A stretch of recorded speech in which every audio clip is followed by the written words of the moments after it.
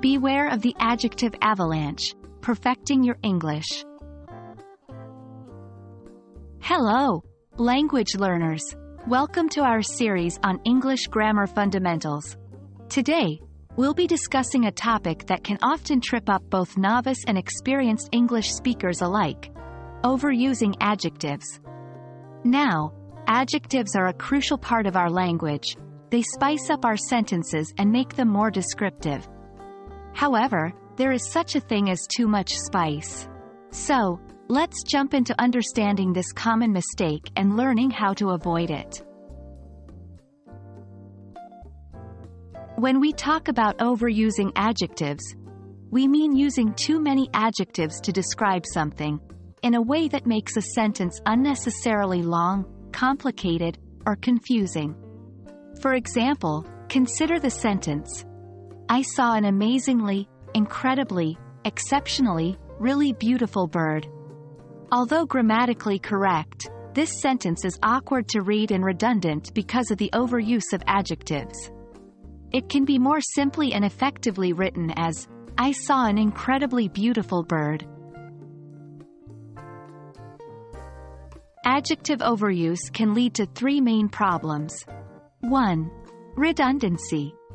When you use too many adjectives that convey similar meanings, it becomes redundant, like in the bird example above. 2. Clarity. Overuse can cause confusion and make your sentences less clear. For instance, the old, vintage, antique, worn-out chair could be confusing because it's unclear what each adjective is adding to our understanding of the chair. 3. Impact. Ironically, using too many adjectives can dilute the impact of your description, as it can become overwhelming and lose the reader's or listener's attention. The key to avoid overusing adjectives is simple. Less is more. 1. Prioritize your adjectives. Decide what's most important to convey about what you're describing. Choose the adjectives that best capture those key features. 2. Use strong, precise adjectives. Instead of using multiple weaker adjectives, use one strong, precise adjective. For example, instead of very, very tired, you could say exhausted. 3. Balance is key. Adjectives are crucial for making your language vivid and expressive, but balance them with the rest of your sentence. Make sure your adjectives are serving your message, not overshadowing it. Practicing is the key to mastering any skill, and avoiding adjective overuse is no exception. Here's an exercise you can do. Take a sentence with too many adjectives, like, the big, scary, terrifying, monstrous dog barked loudly at me.